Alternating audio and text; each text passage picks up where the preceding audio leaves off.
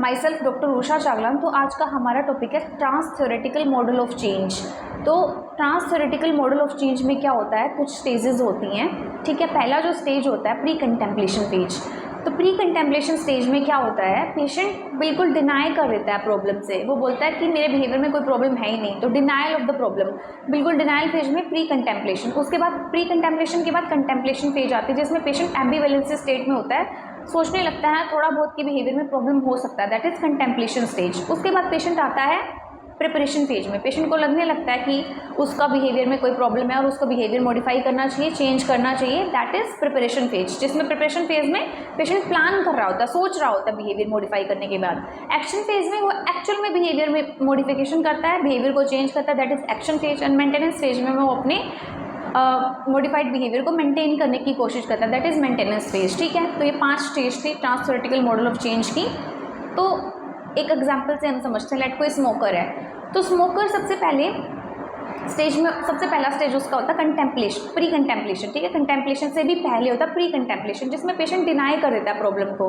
Late कोई smoker है तो वो बोलेगा स्मोकिंग से क्या प्रॉब्लम हो रहा है, स्मोकिंग से कुछ नहीं होता, इतने सारे लोग स्मोकिंग कर तो रहे हैं, उनको तो कैंसर नहीं हो रहा। तो that is pre contemplation stage, ठीक है। उसके बाद पेशेंट आता है कंटेम्पलेशन स्टेज में।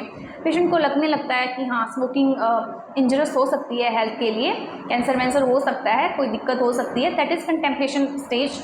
उसमें पेशेंट सिर्फ सोच रहा होता है हाँ कुछ दिक्कत हो सकती है, बट अभी उसने ये प्लान नहीं किया है कि मैं छोड़ूंगा smoking, that is contemplation stage.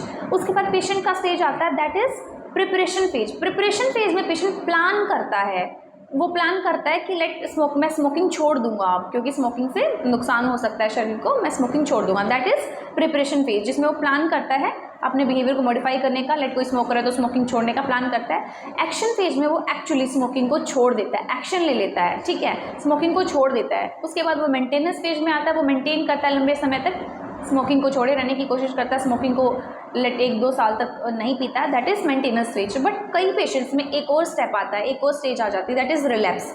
तो बहुत से पेशेंट्स में रिलैप्स हो सकता है। लेट कोई स्मोकर है, उसने स्मोकिंग छोड़ दी 1-2 साल तक, वो फिर से पीने लग गया, उसको बोलते हैं रिलैप्स। रिलैप्स मतलब regression into the previous behaviour, वापस से वो लेट कोई स्मोकर था तो स्मोकिंग करने लग गया, दैट इज रिलैप्स। तो रिलैप्स भी एक स्टेज हो सकती है। तो इस तरीके से हमने 5 स्टेज पढ़ी और एक स्टेज है जो कि रिलैप्स, जो कि हर पेशेंट्स में नहीं होती, कुछ पेशेंट्स में देखने को मिल सकती है।